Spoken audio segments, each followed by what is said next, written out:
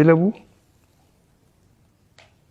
And we were very impressed and happy with the reaction of Nigerians. They went back to the farm.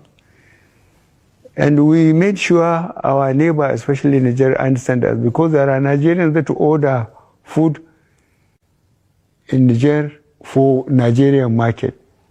The Nigerian government cooperated with us. So really, we defended on ourselves, and Nigerians do not regret it. Corruption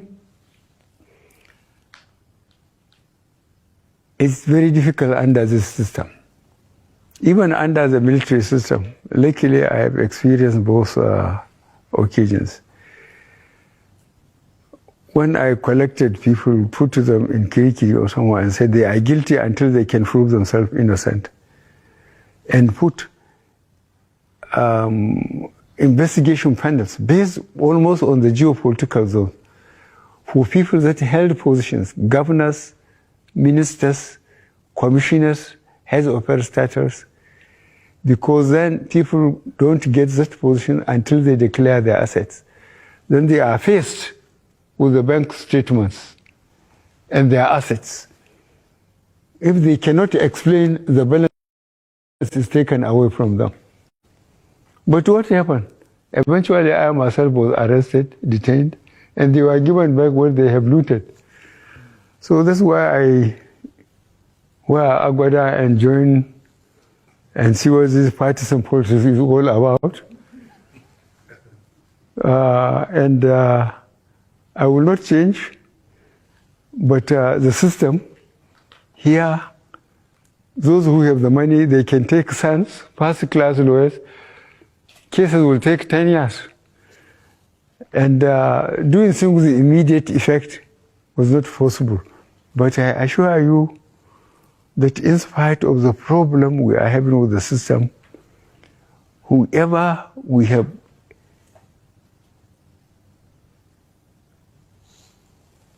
correct intelligence that is not being very accountable, we ease him out. We don't give it too much publicity. But I assure you that those who are responsible, who are holding responsible positions, know that we don't tolerate corruption. Shekau is reported dead. Does that give an opportunity for us to zero in and consolidate and secure the Northeast? The problem of the Northeast was very difficult. The governor, the present governor, is working very hard. He's taking a lot of risk. And I asked him, this Boko Haram, is it our people, is it Nigerians or people coming out? He said, they are Nigerians, most of them. They are Nigerians. As I said, the only way we got them around was that you can't kill innocent people and said God is great. That worked very well, but I think we have a problem of unemployment. We have a problem of a lot of youth looking basically for what to eat, not even to talk of accommodation or dress. The level of poverty is almost unimaginable. So this is a problem. But those who are really keeping in touch with what we are doing, they know the difference between the time we came in and now. And the people of Northeast and South, I think, are the best judges for the performance of this administration, because they know what they were in and they know the condition now. I was Kashina last year, at the height of this insecurity, of these banditries. Like, insecurity has moved from the northeast to the northwest. People can no longer go to farm. How do you respond to some of these challenges, especially banditry in the northwest? Well, I had series of meetings things, you know, the whole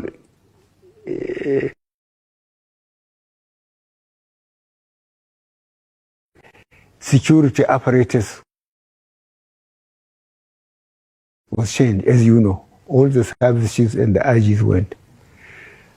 The ones that succeeded them had been part of the system. So we had series of meetings with them, at least 3 meetings, each one lasted more than 2 hours. Firstly, I allowed them to go around, you know, and see the position on the ground. They made changes in their officers and commands and the men to be rebuilt. As you observe, people to go back to the land so that we wouldn't have food problem. And I think that is being done. We are giving it less publicity because we don't want to make them aware that we are taking them head on. But I think those who are in the field know they have been suffering a lot of casualties. And we stopped, for example, mining in Zamfara State. We expelled the foreigners, and we are talking to the government, although he is not in the federal government's party, but we want to secure Zamfara, Sokoto, and so on. And we mentioned Katsina and so on. But the important thing is the question of local security apparatus. We have police in every town. And I've been talking to the police, trying to push them as hard as I can. They don't wear uniform and sling their rifle just to intimidate people, but to make sure, if necessary, they use it to bring security. In the Northeast, you know what was happening. In the South House, you know, I too was almost overwhelmed by what is happening in the Northwest. But we are treating them as criminals now. They are experiencing a lot of casualties. They will not say it because they don't want to demoralize their recruitment constituencies. But they are suffering a lot of casualties. We know that. Mr. President, still on the issue of security. Yes. Each zone you would have witnessed has sort of taken matters into their own hands with different kind of security apparatus, like the civilian, JTF, Amotekun, and what have you. Has the time come to now formalize state police in Nigeria? I have seen, or I have been reading it in the newspapers. Those of us who are old enough to know the old NA police and so on. That time, the traditional institutions, leaders were very effective. In each community, you know, I will give you one example of recent. 2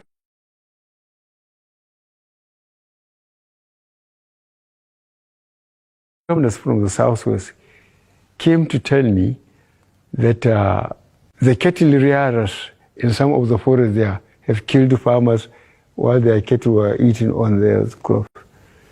So I told them, you campaigned to be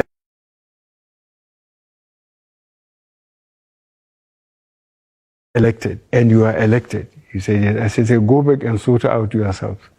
Because there has been a system, as all of us here could recall, even your local government, when there are security at each level, at local government, at state, it consists the traditional leaders in that area who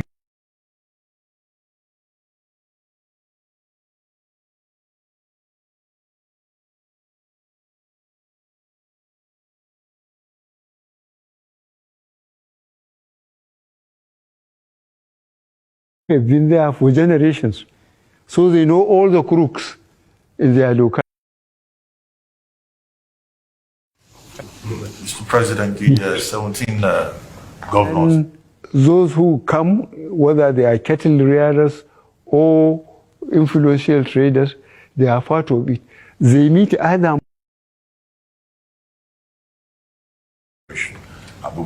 they will have intelligence. They will know what is happening in their constituencies. They just can't go around and win election and then sit tight and think somebody will do their job for them. I just send them back. Mr. President, the 17 governors in the southern part of the country recently called for restructuring. They also announced a ban on open grazing in the southern states. But despite that, the Attorney General of the Federation, Abubakar Malami SCN, said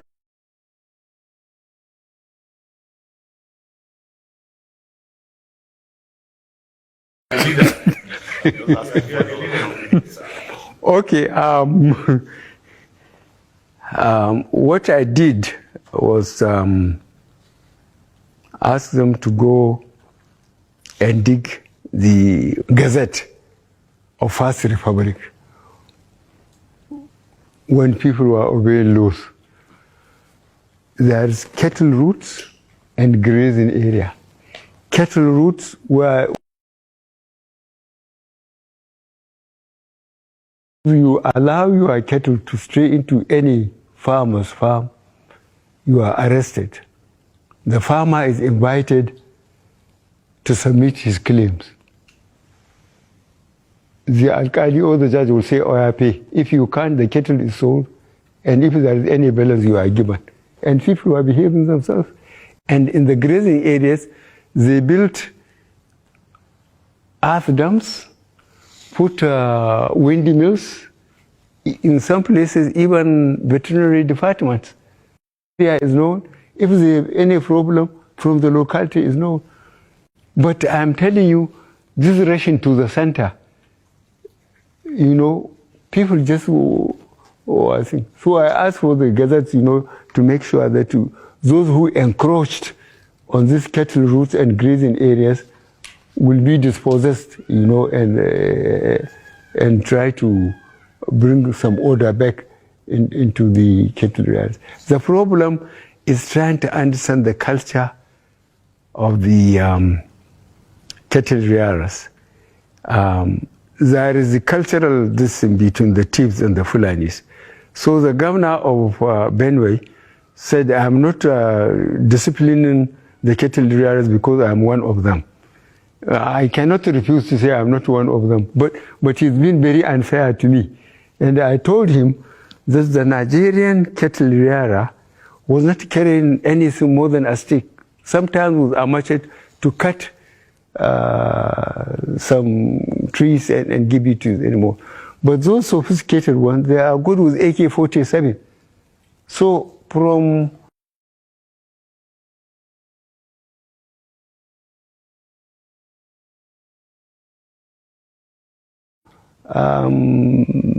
all the Sahel areas, people rush to Nigeria.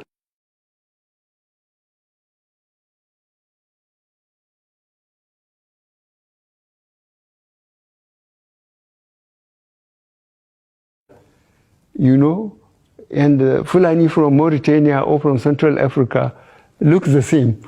So they think they are Nigerian ones. And I assure you that we are trying to resuscitate these cattle routes, grazing areas, and make them accountable. And then this cancelling of taxes.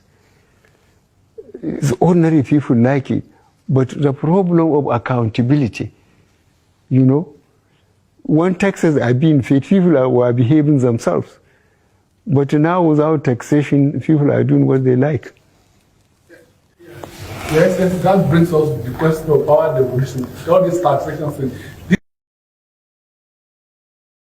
position now on devolution of powers. Devolution of power, you have to define it. It's the legislative list. Take some of the things to residual and keep a few. Virtually, local governments are virtually killed. You know it. Yes, sir. The 3 tiers of government, federal, state, and local government, if they are being followed properly, we wouldn't have all these social problems. But the problem is the local government have been virtually killed. And that is not good for this country. It's not good for this country because those who became the local government chairman have been compromised. If your local government is, say, entitled or is supposed to receive 300 million, a letter will be prepared for you to sign that you have received 300 million and you are given only 100 million.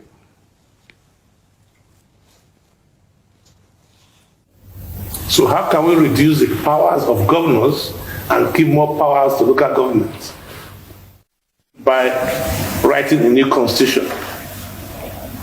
And reduce the powers of the president too. While we're at it. The Supreme President has a lot of power. Okay, I think this question of accountability is very important. The schooling, especially education, is suffering so much. If, for example, during our generation, I spent 9 years in boarding school.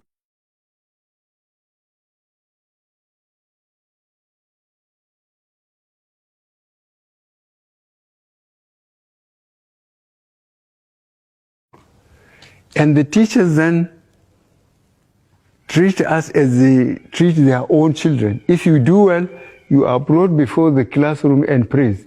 If you misbehave, they remove your thing and plug you there in front of the class. So you just have to behave yourself. But now, one of the chaps from Ogun State, Pastor Bakari,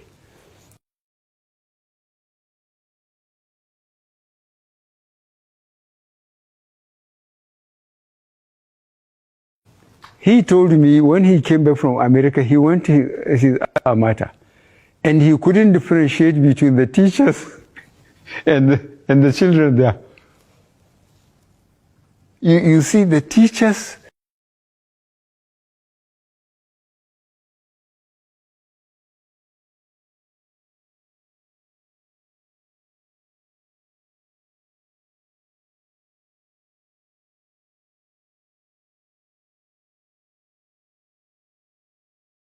allow them to go around and see the problem. They had all the time, but now they are in charge. And we made sure that their priorities is to make sure they have brought normalcy, people to accept the responsibility of their offices and perform. They are working very hard on that. We cannot give it enough publicity because we don't want to give fair warning to the real criminals. The ones from Northeast, you know, the ones in South, you know, the problem is Northwest. The same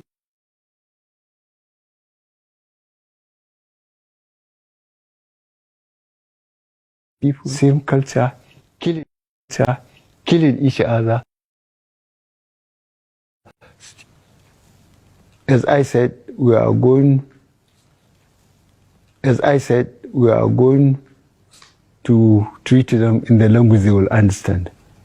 We have given the police and the military power to be ruthless.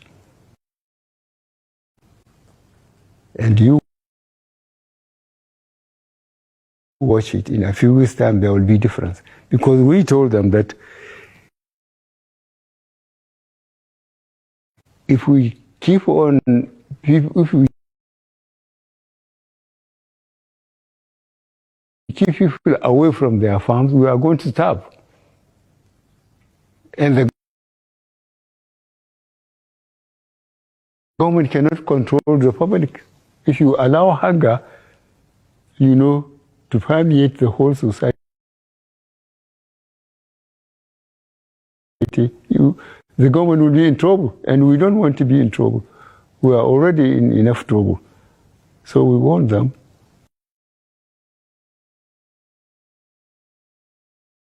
Your Excellency, you talked about talking to the people of Northeast. Now, Your Excellency, you talked about talking to the people of Northeast.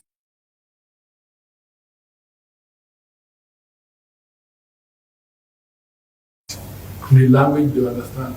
That is the whole, I mean, there's a crisis.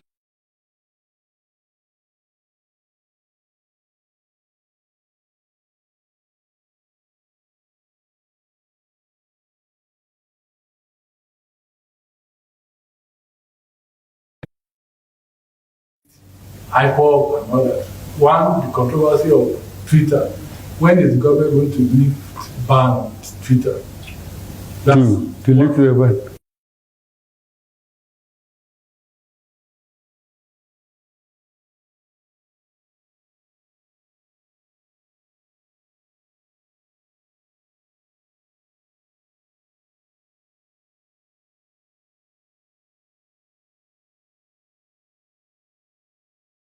They would have no access to anywhere.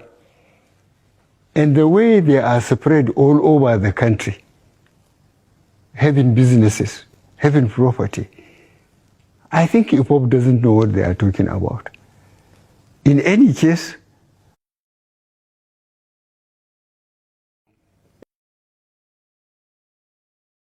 and we will do it. What about Twitter? Twitter, that I would give to myself. What? Well, still on the Southeast, Mr. President, how do you plan to include more people from the Southeast, and indeed the South in general, to include more people in the Southeast, and indeed the South in general, in your government, especially in security services and MDAs? You look at, say, NNPC, look at the military. People who have been there for 18 years, or people who have been there, say, for 10 years, they trained in Zaria or in Abeokuta. You know, they come, or in Abeokuta, served under all the circumstances, the crisis and everything, and they gradually rise to that status. And you think you just pick somebody just to balance up? These positions have to be earned. Those positions have to be earned. There are people who have been there for 10, 15 years. And you just because you,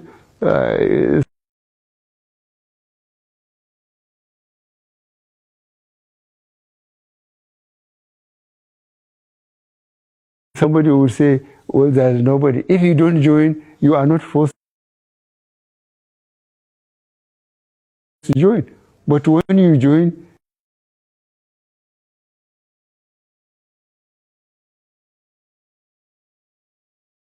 you go through the rigmarole.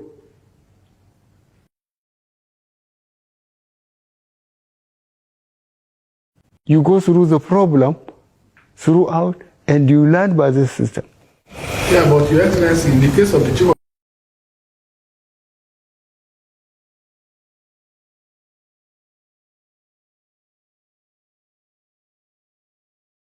Army Staff, there are almost 30 generals who have to be retired now or whatever.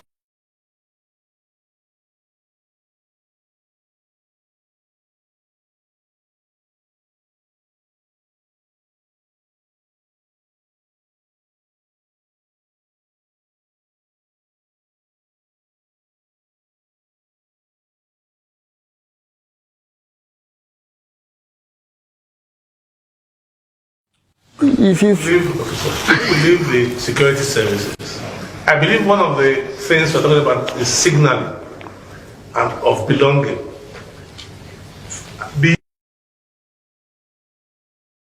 Beyond security, beyond security, Southeast, they want to be secretary to government. They want to be other things. like you said, you've chosen 2 or 3 of them, like Okadigo as VP, against them. So why don't you, as father of all, bring them more together, make them feel belonging against them? So why don't you, as father of all, bring them more together, make them feel belonging, make them feel like a children? Our civil servant, if you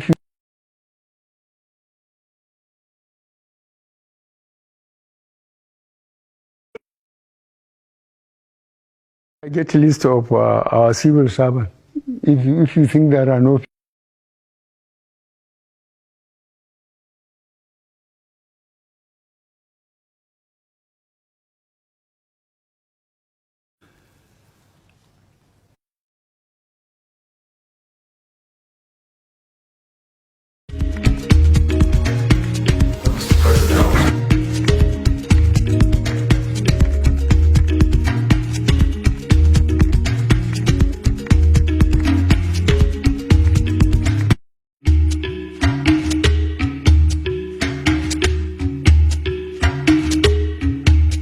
can continue. And that is the best thing politically for the country and for the party. So it's not as if, but to have a lot of that, people believe that once you join in APC to move power from north and south. APC, but what party? That your group is just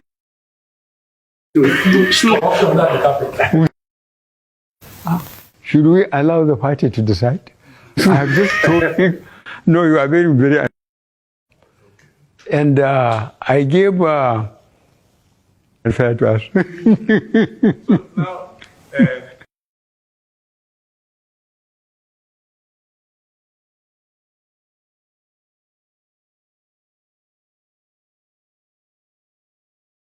and they are going to give me this report by the end of the month on the convention we are going to conduct,